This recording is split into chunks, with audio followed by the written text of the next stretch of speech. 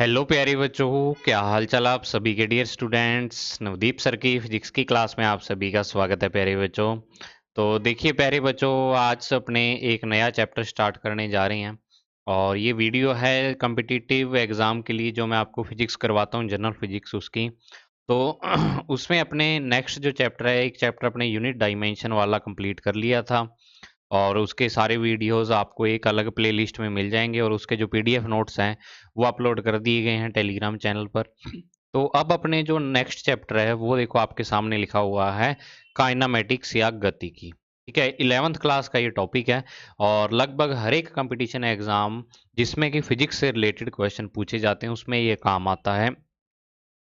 तो मैं सारे जनरल एग्जाम्स के लिए फिजिक्स करवा रहा हूँ, कोई ऐसे नहीं स्पेसिफिक भी आईआईटी वाले का नीट वाले, सभी के लिए ये यूज़फुल है ये सारी चीज़ें, क्योंकि यही कॉमन फिजिक्स सारे एग्जाम में आती है, चाहे वो राजस्थान के कोई भी एग्जाम हो, लैब असिस्टेंट का फर्स्ट सेकंड ग्रेड का, या फिर आपके 11वीं 12वीं के बाद जो एग्जाम होते हैं एनडीए का, एयरफोर्स का, नेवी का, आईआईटी जेई नीट, सभी के लिए ये चीज़ है वो इम्पोर्टेंट है। ठीक है, तो चलिए बच्चों टाइम खराब ना करते हुए स्टार्ट करते हैं। चैप्टर का नाम है काइनेमेटिक्स, गतिकी। तो गतिकी क्या है? फिजिक्स की एक ब्रांच है जिसमें अपने क्या करते हैं, जो चीज़ें गति में होती हैं यानी कि मोशन में होती हैं उनकी स्टडी इसमें अपने करते हैं।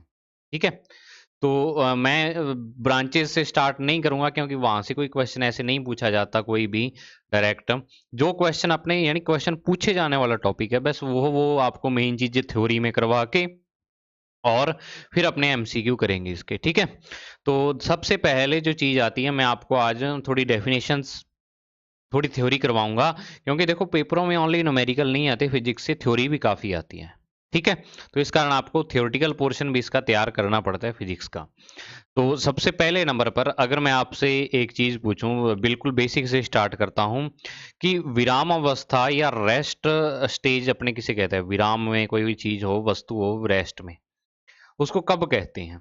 ठीक है, और एक होती है वस्तु जो होती है अपनी गति में। ठीक है, विराम अवस्था और गति अवस्था यानी जो अपनी मोशन में है। तो ये दोनों अवस्थाएं क्या हैं?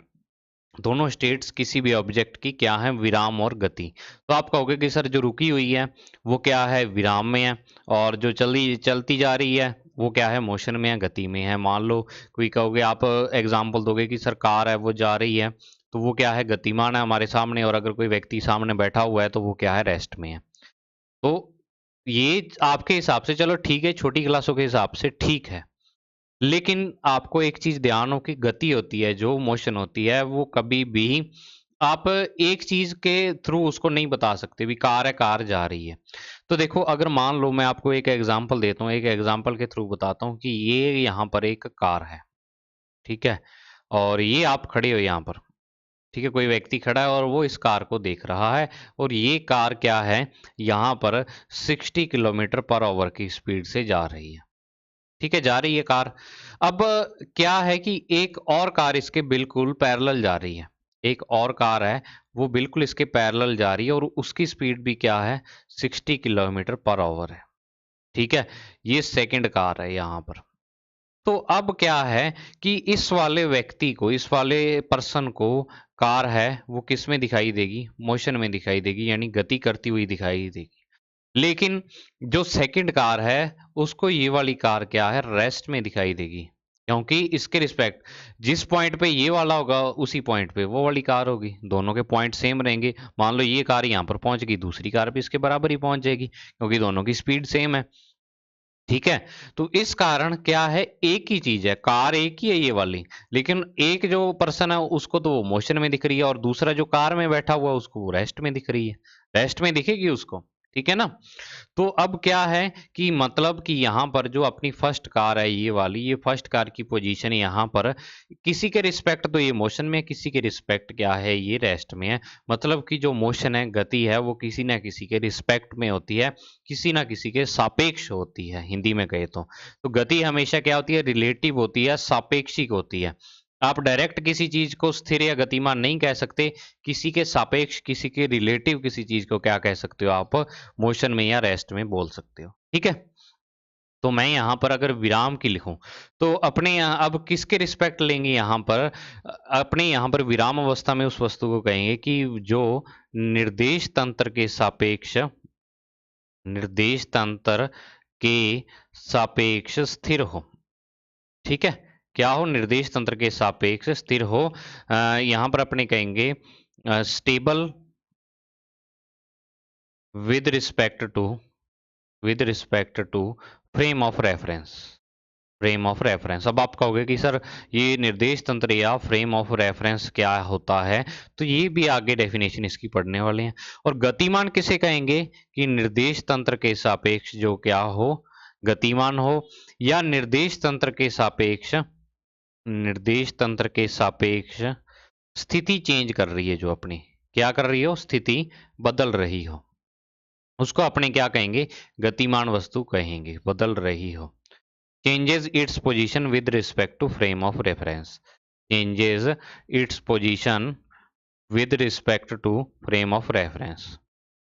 ठीक है, इसको अपने क्या बोल देंगे कि ये वाली वस्तु क्या है, यहां पर गतिमान हो जाएगी। समझ आई बात इतनी? तो विराम और गति का पता लग गया। देखो स्टार्टिंग में मैं हमेशा ही स्लो चलता हूँ हर एक चैप्टर के, बाद में अपनी स्पीड पकड़ लेंगे। अब बात आती है आप में, अब आपके दिमाग में एक चीज चलने लग गई होगी कि सर फ्रेम ऑफ रेफरेंस क्या होता है?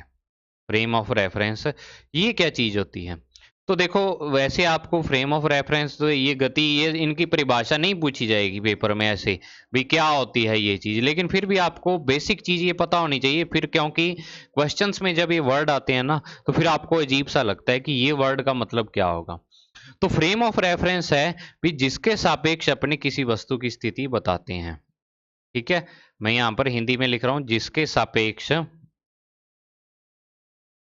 सापेक्ष वस्तु का अध्ययन करते हैं, वस्तु का अध्ययन करते हैं, मतलब कि जिसके सापेक्ष अपने वस्तु की गति या स्थिति को बताते हैं, स्टडी करते हैं।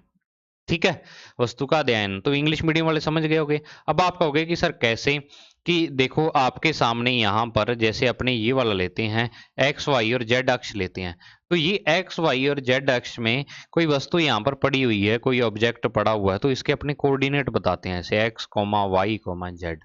तो ये अब क्या है, ये तो आपने कहा है कि यहाँ पर तो वस्तु पड़ी हुई है, तो अब आप क्या लेते हो कि यहाँ ओ इसका मूल बिंदु ले लेते हो, वो इसका ओरिजिन ले लेते हो, तो इस ओरिजिन के रिस्पेक्ट क्या करते हो आप, इस वस्तु की स्थिति बताते हो। तो जो यहाँ पर ये एक्स वाई जेड अक्ष हैं, तो इस पूरे को अपने क्या बोलेंगे, यहाँ पर निर्देश तंत्र बोल देंगे। पूरे को क्या बोलेंगे? निर्देश तंत्र या फ्रेम ऑफ रेफरेंस। अब ये निर्देश तंत्र जरूरी नहीं भी ऐसे ग्राफ की फॉर्म में हो, अपने दिखाते इसको ग्राफ के रूप में है कॉपी पर, लेकिन वास्तव में यहाँ पर कोई आदमी भी खड़ा हो सकता है, उस आदमी से अपने इसकी डिस्टेंस भी माप सकते हैं। कोई चीज भी हो सकती है, कोई वस्तु और कोई वस्तु खड़ी हो, मान लो यहाँ पर कोई गाड़ी खड़ी है, उस गाड़ी के रिस्पेक्ट आप दूसरी वस्तु की स्थिति बता रहे हो, दूसरी की पोजीशन बता रहे हो, कुछ भी हो सकता है।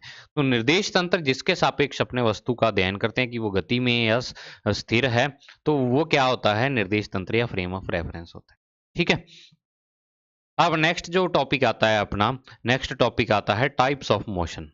ठीक है, गति के प्रकार भी। अब गति जो होती है, क्योंकि अपने इसमें गति के बारे में ही पढ़ने वाले हैं, जो ये वाला चैप्टर है, मतलब इसमें अपने गतिमान वस्तुओं के बारे में ही पढ़ेंगे, तो अपने तभी मोशन से स्टार्ट करते हैं। टाइप्स ऑफ मोशन, तो मोशन के टाइप क्या क्या होते हैं? ठीक है, तो मोशन के वैसे तो बहुत सारे टाइप हैं, अलग अलग टाइप के आपने 11वीं क्लास में मोशन पढ़ी होंगी, लेकिन मेन क्या होते हैं इसके? 3 पार्ट होते हैं, 3 टाइप्स होते हैं। कितने होते हैं? 3 टाइप्स होते हैं। तो ये 3 टाइप्स कौन कौन से होते हैं वो मैं आपके सामने लिख देता हूँ। सबसे पहले नंबर पर 1D मोशन, फिर दूसरे नंबर पर 2D मोशन, और फिर तीसरे नंबर पर आता है 3D मोशन। ठीक है, 1D, 2D और 3D। तो ये तो इनके शॉर्ट नेम हो गए। इसको इसको 1 डायमेंशनल, ये 2 डायमेंशनल और ये 3 डायमेंशनल। हिंदी में इसको बोलेंगे एक विमीय, दूसरे को बोलेंगे द्विविमीय। ठीक है, द्विविमीय, और तीसरे को बोलेंगे अपने त्रिविमीय, 3 डायमेंशनल। अब इनके बारे में अपने थोड़ा थोड़ा जान लेते हैं कि ये वाली मोशंस कौन सी होती हैं, एक विमीय, द्विविमीय, त्रिविमीय। तो देखो, एक विमीय मतलब एक ही डायरेक्शन में चीज जा रही हो, एक ही दिशा में कोई वस्तु जा रही है। ठीक है। तो जैसे अपने यहाँ पर मैं ओनली एग्जांपल बताता हूँ, इनकी डेफिनेशन नहीं। वह गति जिसमें क्या होता है, कोई वस्तु एक ही दिशा में जाती है, the motion in which any object is going to one direction, that is called one dimensional. तो ये चीजें आपको यहाँ पर कॉम्पिटिटिव सीरीज में नहीं मिलेंगी, यहाँ पर डायरेक्ट एक विमीय गति, जैसे सीधी कार की गति, मतलब सीधी कार जा रही है, कार सीधी जा रही है सड़क पर, आपके सामने से गुजर रही है, तो वो कार क्या है, वन डायमेंशनल मोशन है। या फिर जैसे मान लो दूसरा एग्जांपल आता है, ऊपर फेंकी गई वस्तु की गति, ऊपर फेंकी गई वस्तु की गति। अब मैं इंग्लिश मीडियम में इस कारण नहीं लिख रहा, क्योंकि इंग्लिश मीडियम वालों को भी ये चीज समझ आ रही होगी, क्योंकि इतने अंग्रेज तो आप हो नहीं कि हिंदी ना समझ सको। ऊपर फेंकी गई, ऊपर फेंकते हैं या नीचे फेंकते हैं वस्तु को, तो वो भी एक ही डायरेक्शन में जाती है ऐसे। ठीक है। अब दूसरे नंबर पर टू डायमेंशनल मोशन क्या आती है। तो टू डायमेंशनल मोशन आप वैसे फोर्थ चैप्टर या फिफ्थ चैप्टर था आपके, उसमें पढ़ते थे, वृत्तीय गति। वृत्तीय गति को अपने इंग्लिश में बोल देते हैं सर्कुलर मोशन। ठीक है, सर्कुलर मोशन, किसी चीज को आप घुमाते हो, सर्कुलर मोशन करती है वो। तो ये वाली आ गई, पहला एग्जांपल है ये। दूसरा एग्जांपल अगर मैं कहूं, तो जो कार है, ये कार की डायरेक्ट, कार अगर डायरेक्ट जा रही है तो वो कार की सीधी गति वन डायमेंशनल होगी। यहां पर लिखूंगा मैं कार के पहिए की गति, कार के पहिए की गति, क्योंकि कार का पहिया भी क्या है, गोल गोल घूम रहा होता है, वृत्तीय गति कर रहा होता है वो। ठीक है, तो कार का व्हील ऑफ अ कार, तो वो भी क्या है, टू डायमेंशनल मोशन है। बिल्कुल इसी तरीके से थ्री डायमेंशनल मोशन, इसका इसका एग्जांपल क्या है, जैसे पक्षी की गति। पक्षी की गति, जो पक्षी आकाश में उड़ रहा होता है। इसी तरीके से जो मच्छर उड़ते हैं, मच्छर की गति, क्योंकि ये किसी भी डायरेक्शन में जा सकता है, मच्छर जो होता है, पक्षी होता है, ये कोई ऐसे नहीं है अभी सीधे जाएंगे, एक ही दिशा में जाएंगे, या दो डायरेक्शन में, तीनों डायरेक्शन में, एक्स वाई जेड के रिस्पेक्ट, यानी कि जिसको अपने बोल देते हैं पूरा होल, जो अपना क्या होता है, स्पेस होता है, उसमें कहीं भी जा सकते हैं ये वाले। तो इस कारण क्या है, इसकी गति को भी अपने क्या बोलेंगे यहाँ पर, त्रिविमीय, थ्री डायमेंशन। तो ये 1D 2D और 3D मोशन के क्या आगे टाइप आगे, मतलब कि मोशन के टाइप है ये वाले। अब उसके बाद नेक्स्ट जो पॉइंट आता है, वो आता है बिंदु द्रव्यमान।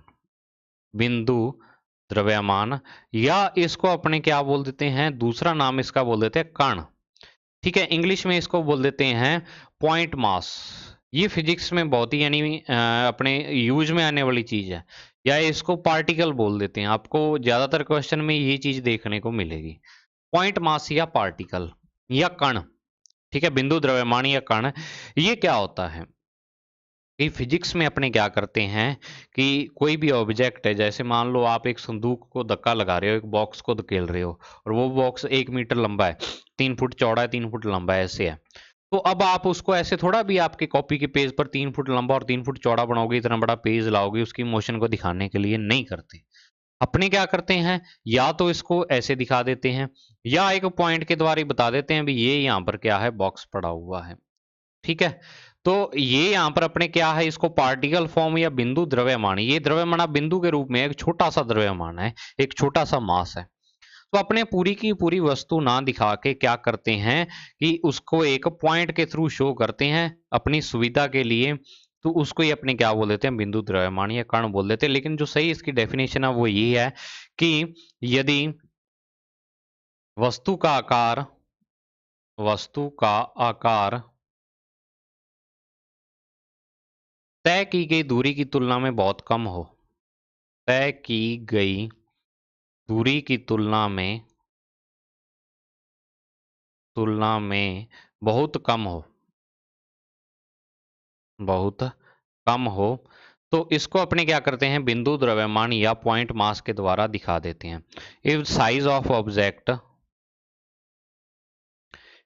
If size of object is very less, is very less as compared to, as compared to distance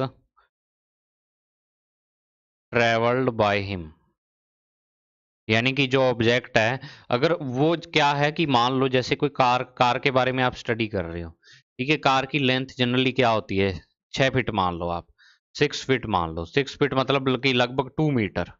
ठीक है, और ये कार से आप किसी दूसरे शहर में जाते हो जिसकी यहाँ से डिस्टेंस है 100 किलोमीटर। तो अब 100 किलोमीटर में अगर मैं मीटर बनाऊं इसके, तो ये बन जाएंगे 10⁵ मीटर।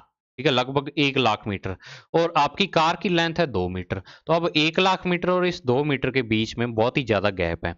तो यानी कि जो आप डिस्टेंस है, अब पेज पर आप जब दिखाओगे कि ये यहाँ से लेके यहाँ तक की डिस्टेंस 100 किलोमीटर है, तो आप कार को एक पॉइंट के थ्रू शो करोगे यहाँ पर। क्योंकि अगर आप इतनी डिस्टेंस को 100 किलोमीटर मान रहे हो या 10⁵मीटर मान रहे हो, तो कार तो आपकी उससे बहुत छोटी है। तो अपने उसको एक पॉइंट के थ्रू शो करते हैं, अपने कह देते हैं भी ये हमारी कार है और ये कार यहाँ से लेके यहाँ तक जाती है। तो अपने क्या है कि फिजिक्स में चीज़ों को अच्छे तरीके से शो करने के लिए, उनकी एक्सप्लेनेशन अच्छे तरीके से करने के लिए क्या करते हैं कि उसको एक पॉइंट के थ्रू शो करते हैं। और इस पॉइंट को ही अपने बच्चों यहाँ पर क्या बोल देते हैं, बिंदु द्रव्यमान या पॉइंट मास बोल देते हैं। समझ आई इतनी बात।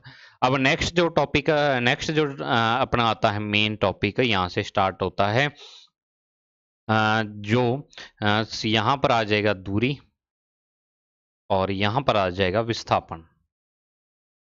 दूरी और विस्थापन। ठीक है, इसको अपने बोल देते हैं डिस्टेंस और इसको अपने बोल देते हैं डिस्प्लेसमेंट। अब डिस्टेंस और डिस्प्लेसमेंट, इन दोनों में फर्क क्या है, क्या चीज होती है कि डिस्टेंस और डिस्प्लेसमेंट दोनों का अपने यूज कहाँ पर करते हैं। दोनों का यूज अपने करते हैं कि कोई भी अगर ऑब्जेक्ट है उसकी मोशन को दिखाने के लिए। ठीक है, कि उसने कितनी मोशन की उसको शो करने के लिए अपने क्या करते हैं, इन दोनों का यूज करते हैं। अब इन दोनों में फर्क क्या है वो समझ लो आप। ठीक है, दूरी क्या होती है कि जिस पथ पर अगर मान लो कोई ऑब्जेक्ट है, वो एक पॉइंट से लेके ए से लेके और इस बी तक जाता है और वो ऐसे ऐसे करके जाता है। तो अब यहां से लेके यहां इस पाथ पर जाते हुए इसको अपने क्या बोलेंगे, पथ, रास्ता, या फिर इंग्लिश में पाथ बोलेंगे इसको। ठीक है, तो इस पथ पर जो टोटल जो वो क्या करता है डिस्टेंस या एक पॉइंट से लेकर और दूसरे पॉइंट तक पहुंचने में वो जितना ट्रेवल करता है, जितनी यात्रा करता है, वो उस पथ की लंबाई को ही अपने क्या बोल देते हैं, दूरी बोल देते हैं। तो अपने यहां पर मैं इसको लिखूंगा वास्तविक पथ की लंबाई। वास्तविक पथ की लंबाई। ठीक है, यानी जिस पाथ पर कोई ऑब्जेक्ट मोशन करता है, length of real path, length of real path, इसको अपने क्या बोल देते हैं, डिस्टेंस बोल देते हैं। यानी जिस पथ पर वो गति करता, पाथ पर वो ट्रेवल करता, कोई भी आपका ऑब्जेक्ट है, उसकी टोटल लेंथ कितनी है। ठीक है, अब विस्थापन क्या होता है, प्रारंभिक व अंतिम बिंदु के मध्य सीधी दूरी। प्रारंभिक व अंतिम बिंदु के मध्य सीधी दूरी को अपने क्या बोल देते हैं, विस्थापन बोल देते हैं। मतलब कि अपने को डायरेक्ट डिस्टेंस देखनी है, ऐसे नहीं देखनी भी वो पथ पर जा रहा है, वो कौन सा पाथ है या और है, अपने को डायरेक्ट डिस्टेंस है। तो अपने बोलेंगे यहाँ पर distance between first and sorry initial and final point, initial and final point. ठीक है, ये आपका क्या हो जाएगा, डिस्प्लेसमेंट हो जाएगा। तो अब एक चीज यहां पर ये होगी कि अगर मान लो किसी ऑब्जेक्ट के लिए दूरी है, वो दो या दो से ज्यादा पथ भी हो सकते हैं, दो या दो से ज्यादा पथ भी हो सकते हैं, दो या दो से ज्यादा दूरियां भी हो सकती हैं। मान लो वो यहाँ तक गया, इस पाथ से भी जा सकता है, इस रास्ते से भी जा सकता है। यहाँ उसकी डिस्टेंस दूरी अलग होगी, इस पर अलग होगी, इस पर अलग होगी, लेकिन डिस्प्लेसमेंट है वो डायरेक्ट एक ही रहेगा। तो अपने यहाँ पर कहेंगे कि ये क्या होगा, एक ही रहेगा, ये कभी भी चेंज नहीं होता किसी भी पाथ के लिए। यानी कि एक ही रहेगा, दो या दो से ज्यादा पाथ हो सकते हैं, पथ हो सकते हैं, लेकिन डिस्प्लेसमेंट क्या रहेगा, सेम रहेगा, बदलेगा नहीं डिस्प्लेसमेंट कभी भी। ये आपको याद रखना है बच्चों। ठीक है ना, तो ये आपको पता लग गया।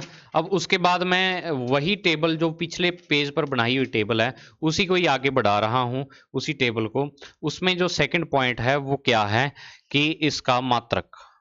मैं यहां पर लाइन लगा दूं बीच में, यहां लाइन लगा देता हूं। ठीक है, यूनिट जो इसकी है, यूनिट यानी मात्रक है, वो मीटर है, और इसकी यूनिट भी क्या है, मीटर है। डिस्प्लेसमेंट की भी वही है और उसकी भी वही है। अब डायमेंशन, डायमेंशन मतलब विमा। तो डायमेंशन इसकी भी कितनी है m0 l1 t0 और इसकी भी कितनी है डायमेंशन m0 l1 t0, दोनों की सेम ही होगी डायमेंशन। अब तीसरी चीज इसमें आती है, नेक्स्ट जो चीज आती है कि ये क्या है, डिस्टेंस है जो, ये एक स्केलर क्वांटिटी है, मतलब कि अदिश राशि है, मतलब ये दिशा पर डिपेंड नहीं करती। और लेकिन जो डिस्प्लेसमेंट है आपका, ये एक सदिश राशि है, ये क्या है, एक वेक्टर क्वांटिटी है। सबसे इंपॉर्टेंट पॉइंट है ये आपका याद रखने वाला, ठीक है, मोस्ट इंपॉर्टेंट पॉइंट है। अब दूसरा उसके बाद क्या आता है कि नेक्स्ट जो पॉइंट आता है कि जो डिस्टेंस है आपकी, डिस्टेंस है ये ऑलवेज ग्रेटर देन जीरो होगी, मतलब कि अपने कह सकते हैं ऑलवेज पॉजिटिव होगी, ऑलवेज क्या होगी, पॉजिटिव होगी, क्योंकि जो स्केलर क्वांटिटी है वो ऑलवेज पॉजिटिव होती है, हमेशा धनात्मक होगी। लेकिन क्या है कि जो आपका डिस्प्लेसमेंट है, डिस्प्लेसमेंट, अब ये तीनों हो सकता है, डिस्प्लेसमेंट आपका क्या हो सकता है, ग्रेटर देन, लेस देन और इक्वल टू जीरो, तीनों में से कुछ भी हो सकता है। तो इसकी वैल्यू जीरो, पॉजिटिव, नेगेटिव, तीनों हो सकती हैं। क्या हो सकती हैं, तीनों। तो आपका हो गया कि सर कैसे, अब इसको एक एग्जांपल के थ्रू समझो, मैं यहाँ पर एक एग्जांपल के थ्रू आपको बताता हूँ कि मान लो आप यहाँ आपका घर है और घर से आप क्या गए, यहाँ पर शिमला गए, ठीक है ना, शिमला घूमने गए, किसी भी रास्ते से आप गए हो, ठीक है, किसी भी रास्ते से गए हो, ये आपका यहाँ पर दूरी है, मतलब कि डिस्टेंस है ये वाला, ठीक है। और अगर मैं बात करता हूँ यहाँ पर, तो ये आपका क्या है, डिस्प्लेसमेंट है, क्या है ये यहाँ पर, डिस्प्लेसमेंट है ये वाला, मतलब कि विस्थापन है। तो अब देखो, ये दूरी आप यहाँ से यहाँ गई, ये है 100 किलोमीटर, ठीक है, आपके घर से 100 किलोमीटर है, और ये डिस्प्लेसमेंट यहाँ पर आ रहा है 50 किलोमीटर, और ये 50 किलोमीटर इसकी ये फिक्स डायरेक्शन है, अभी इस डायरेक्शन में ही होगा ये वाला, ठीक है, ये इसकी डायरेक्शन है। अब आप क्या करते हो कि वापिस क्या आते हो, घर पे आ जाते हो, मान लो वापिस आप यहाँ पर आ रहे हो ऐसे आके, तो अब इसका डिस्प्लेसमेंट जो होगा, वो डिस्प्लेसमेंट अब क्या हो जाएगा, ये वाला हो जाएगा, यहां से लेके और यहां तक, मतलब अब वापिस आ रहे हो आप, तो आप वापिस आ रहे हो, मान लो आप वापिस यहाँ पर आधी दूरी आ गए, मतलब कि 50 किलोमीटर आ गए आप वापिस, तो मतलब ये वाला डिस्प्लेसमेंट अब 25 किलोमीटर हो गया। तो अब 25 किलोमीटर को आप क्या लिखोगे यहाँ पर, -25 किलोमीटर। अब आप कहोगे कि सर ये माइनस क्यों, माइनस अपने को बता रहा है कि अब आप क्या आ रहे हो, वापिस आ रहे हो, मतलब जो आपकी डायरेक्शन है वो चेंज होगी डिस्प्लेसमेंट की। इस डायरेक्शन में तो आपका डिस्प्लेसमेंट पॉजिटिव था, लेकिन जब इस डायरेक्शन में आपका डिस्प्लेसमेंट क्या हो गया, अब नेगेटिव हो गया है, ठीक है। तो ये जीरो, पॉजिटिव, नेगेटिव, जीरो कब होगा, जब आप वापस घर पे आ जाओगे, शिमला घूम के आप वापस घर पे आए, तो मतलब कि आपका डिस्प्लेसमेंट है वो तो 0 किलोमीटर हो गया, लेकिन जो डिस्टेंस है वो आपकी लगभग 200 किलोमीटर हो जाएगी। ये फर्क है डिस्प्लेसमेंट और डिस्टेंस में। समझ आई बात आपको? तो मुझे उम्मीद है आपको समझ आ गई होगी ये वाली चीज। तो अब अपने आगे बढ़ते, अगर इसका स्क्रीनशॉट लेना है तो स्क्रीनशॉट ले लो आप, उसके बाद मैं इसको मिटो देता हूँ, ठीक है। तो देखो नेक्स्ट, ये चीज आपको पता लग गई। तो अब यहां से मैं एक ना रिजल्ट लिखने वाला हूं बच्चों, वो रिजल्ट क्या है, मोस्ट इंपोर्टेंट रिजल्ट है, और कॉम्पिटिटिव एग्जाम में ज्यादातर ये रिजल्ट आपसे पूछा जाता है कि दूरी जो यहां पर होती है, मतलब कि जो डिस्टेंस है आपके पास, डिस्टेंस ये क्या है, always greater than, equal to displacement या विस्थापन, विस्थापन यानी डिस्प्लेसमेंट, ये होता है, ठीक है ना। क्या है कि ये ऑलवेज क्या होती है, जो आपके पास डिस्टेंस है ये हमेशा बड़ी होती है। इसको डब्बे में मैं यहाँ पर बंद कर देता हूँ और रेड पेन से यहाँ पर लिख देता हूँ मोस्ट इंपोर्टेंट। ये बहुत सारे पेपरों में ये क्वेश्चन पूछा जाता है। अब इसका मतलब क्या है, इसका मतलब ये है कि जो दूरी है, डिस्टेंस है, वो विस्थापन से या तो हमेशा बड़ी होगी या ज्यादा से ज्यादा बराबर हो सकती है। बस क्या हो सकती है, बराबर हो सकती है, जो आपकी ये वाली है डिस्टेंस है डिस्प्लेसमेंट से, ठीक है। क्योंकि डायरेक्ट ये जो विस्थापन है ये यहाँ पर मिनिमम डिस्टेंस बिटवीन 2 पॉइंट्स होता है, ये न्यूनतम दूरी होती है। विस्थापन क्या होता है, न्यूनतम दूरी होती है। मैं यहाँ ऊपर लिख भी देता हूँ कि विस्थापन को अपने न्यूनतम दूरी बोल देते हैं, मिनिमम डिस्टेंस। मिनिमम डिस्टेंस, इसको ही अपने क्या बोलेंगे, विस्थापन यहाँ पर बोलेंगे। तो मुझे उम्मीद है इतनी बात आपको समझ में आ गई हो। तो ये यहाँ पर दूरी विस्थापन का टोटल जो जितना भी कुछ बनता है वो सारा यहाँ पर कंप्लीट हो जाता है। अब नेक्स्ट जो टॉपिक आता है, नेक्स्ट जो टॉपिक है वो है चाल व वेग। चाल व वेग, speed and velocity. Speed and velocity. तो मुझे लगता है ये टॉपिक भी वैसे तो आपको आता ही है, लेकिन मेन मेन चीजें इसमें भी अपने समझ लेते हैं। मेन मेन चीजें समझाऊंगा मैं, ज्यादा नहीं। तो देखो, चाल और वेग तो एक साइड में लिख लेता हूं यहाँ पर, चाल। चाल मतलब स्पीड। वही जो दूरी और विस्थापन में फर्क है, डिस्टेंस और डिस्प्लेसमेंट में फर्क है, वही फर्क आपका चाल और वेग में होता है।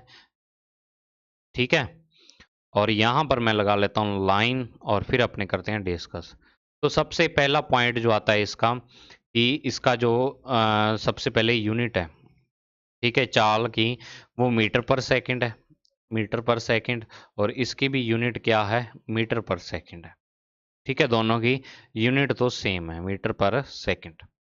दूसरे नंबर पर जो डायमेंशन आती है इसकी m0 l1 t-1, और इसकी भी क्या आती है, m0 l1 t-1। अब होता क्या है, ये तो आपको पता ही है कि जो चाल होती है, डेफिनेशन बताई नहीं, कई बच्चे सोचेंगे सर डेफिनेशन नहीं बताई।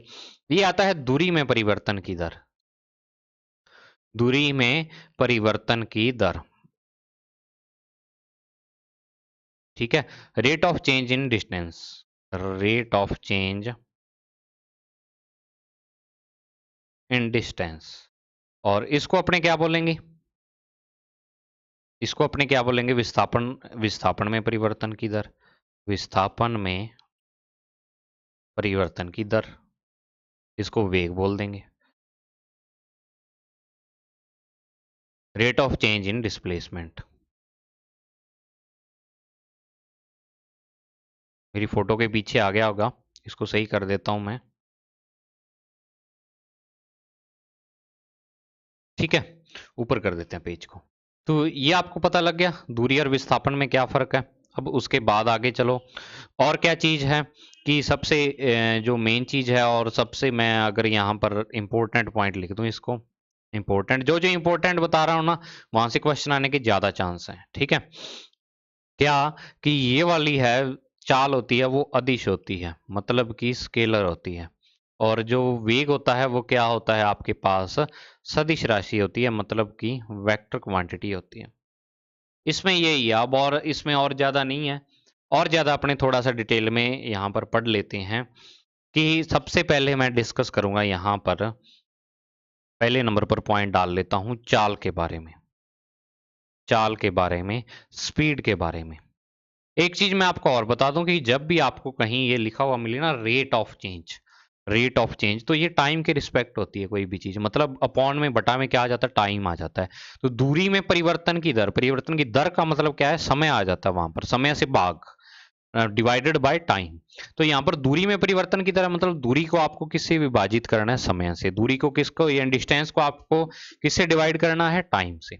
और इधर विस्थापन में परिवर्तन की दर है, तो विस्थापन एंड डिस्प्लेसमेंट को किससे डिवाइड करना है, टाइम से। समझ आ गई इतनी चीज। अब आती है स्पीड। तो स्पीड में क्या है, सबसे पहले नंबर पर आप देखो, कॉम्पिटिटिव एग्जाम के लिए जो क्वेश्चंस है वो यहाँ से बनने स्टार्ट होंगे। ठीक है ना, यहाँ से बनने स्टार्ट होंगे। सबसे पहला जो यहाँ पर टॉपिक आता है, ये आता है, मैं दूसरे कलर के पेन में लिख देता हूँ इसको। सबसे पहले नंबर पर औसत चाल। औसत चाल, ठीक है, एवरेज स्पीड, इसको क्या बोलेंगे, एवरेज स्पीड। तो अब औसत चाल क्या होती है, औसत चाल का जो फॉर्मूला होता है वो आपके पास क्या होता है, यहां पर ऊपर तो आ जाएगा कुल दूरी, कुल दूरी, या फिर दूरी में परिवर्तन, दूरी में परिवर्तन, और नीचे क्या आ जाएगा, लगा, कुल लगा समय, लगा समय। ठीक है, कुल दूरी मतलब टोटल डिस्टेंस, और दूरी में परिवर्तन चेंज इन डिस्टेंस, और अपॉन में टाइम। तो मतलब कि इसको अगर मैं यहाँ पर लिखना चाहूँ तो v इज इक्वल टू, यहाँ पर आ जाएगा d, और अपॉन में क्या आ जाएगा, टी आ जाएगा, या फिर इसको अपने डेल्टा डी और अपॉन में डेल्टा टी लगा सकते हैं। ये सबसे सिंपल फॉर्मूला है। अब ये फॉर्मूला कब लगता है, या तो आपको दिया होगा कि कोई ऑब्जेक्ट है, कोई वस्तु है, वो 10 सेकंड में इतनी दूरी चलती है, 40 मीटर चलती है, तो उसकी चाल ज्ञात करो। या आपको कह देंगे कि 5 सेकंड में इतनी डिस्टेंस पर है, 10 सेकंड में इतनी डिस्टेंस पर है, तो अब उसके क्या करो, आप वेग निकालो। तो आपको टाइम को घटाना पड़ेगा और ऊपर आपको डिस्टेंस को माइनस करना पड़ेगा। तो ये सबसे सिंपल फॉर्मूला है। ठीक है, अब दूसरा जो फॉर्मूला है यहाँ पर, दूसरा वो अपने देखते हैं क्या है कि देखो, ये है यदि वस्तु, इफ ऑब्जेक्ट, इंग्लिश मीडियम वालों को भी साथ साथ चलते हैं। यदि अपने को क्या दिया हो कि जो अपना ऑब्जेक्ट है, वस्तु है, t1 समय में, t1 समय v1 चाल से, v1 चाल से, यानी कि यहां पर अपने अगर लिखना चाहें तो लिख सकते हैं with v1 velocity, with v1 speed in time t1। ठीक है, यानी t1 टाइम में वो v1 स्पीड से चले, t2 टाइम में उसकी स्पीड हो जाए v2, t3 टाइम में उसकी स्पीड हो जाए v3, और इसी तरीके से डैश डैश चलते हुए tn टाइम में उसकी स्पीड हो जाए vn। ठीक है, मतलब कि आपको कह दे भी पहले 10 सेकंड में उसकी स्पीड इतनी है, बाकी अगले 5 सेकंड में उसकी इतनी होगी, उससे अगले में इतनी होगी। तो आपको क्या कह दें कि उसकी एवरेज स्पीड निकालो। ठीक है, तो उसकी जो एवरेज स्पीड होगी, अब जो उसकी औसत चाल होगी, औसत चाल, औसत चाल, ठीक है, एवरेज स्पीड। तो जो उसकी एवरेज स्पीड होगी वो अपने कैसे निकालेंगे, तो आप कहोगे कि सर देखो, स्पीड तो क्या होती है, डिस्टेंस अपॉन टाइम होती है। क्या होता है, डिस्टेंस अपॉन टाइम। तो अपने मान लेते हैं अभी पहले टाइम में वो d1 डिस्टेंस चली, और अपॉन में क्या आ गया, t1 आ गया। ठीक है, सॉरी, ऊपर डिस्टेंस आ जाएगी, नीचे टाइम आ जाएगा।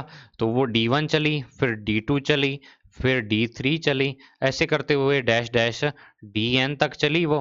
और अपॉन में क्या आ जाएगा सर, टोटल टाइम आ जाएगा t1 plus t2 plus t3 dash dash dash tn आ जाएगा।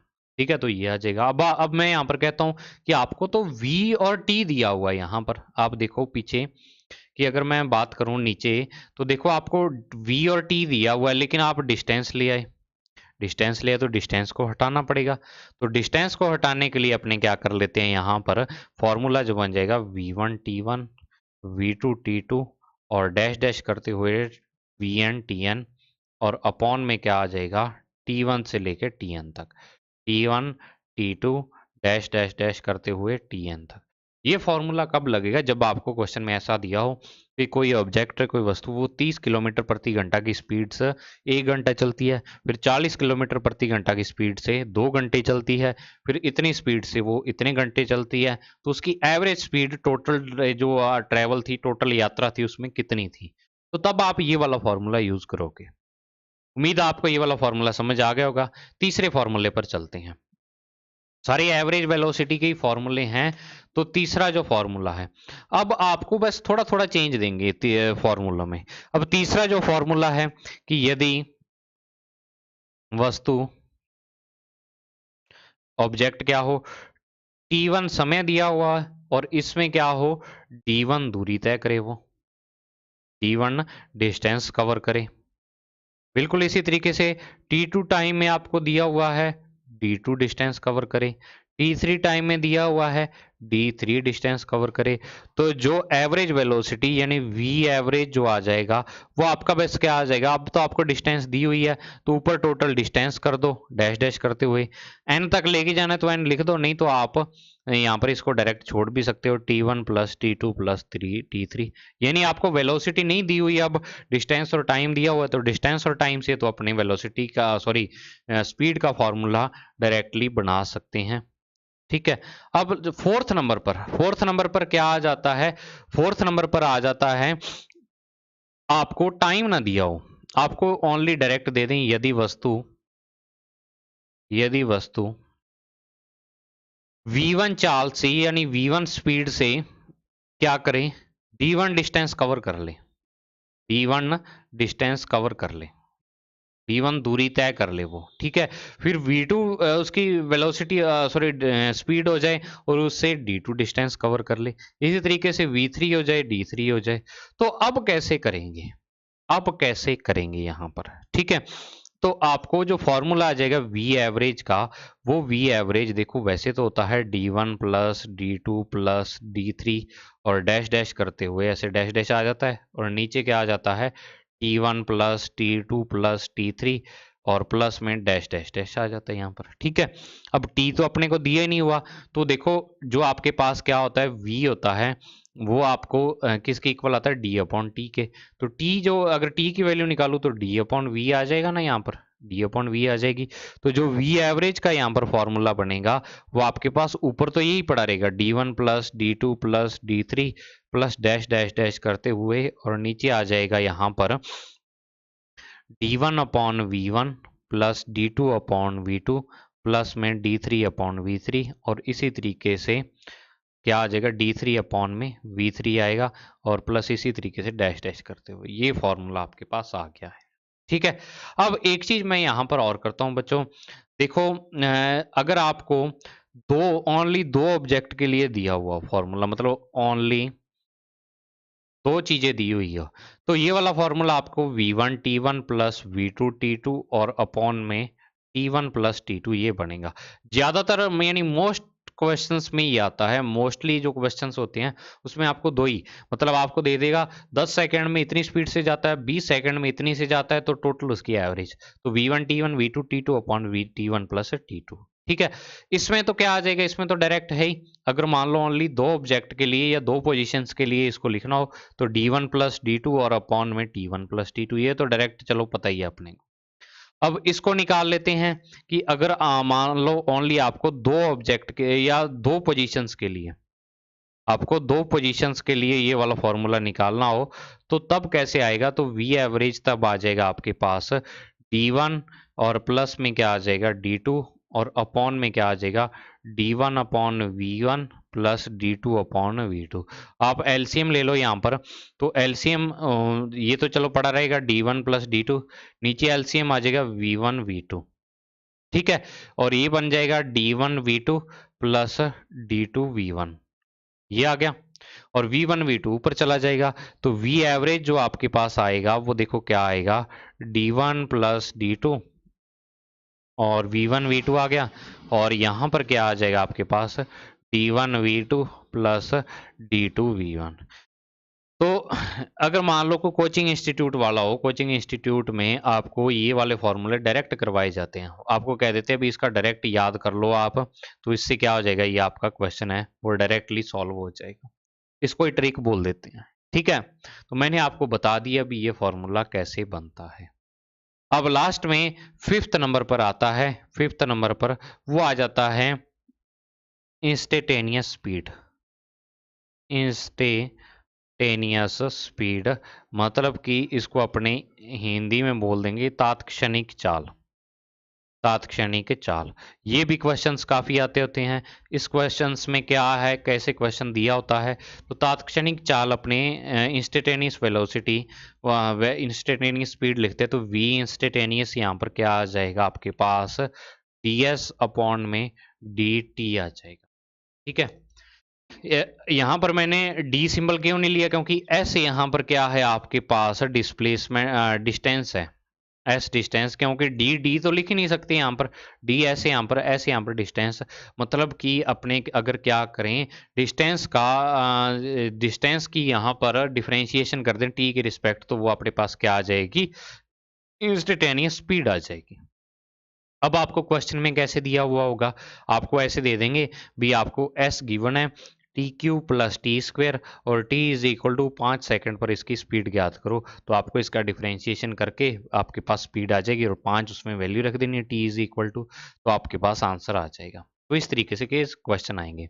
तो बच्चों इतना आज की वीडियो में अपने इतना ही करेंगे, बाकी जो बचा हुआ है वो नेक्स्ट वीडियो में अपने कंटिन्यू करेंगे। मुझे उम्मीद है आपको ये वाली वीडियो पसंद आएगी। अब इससे आगे वाली वीडियो में अपने और ज़्यादा स्पीड थोड़ी सी करेंगे।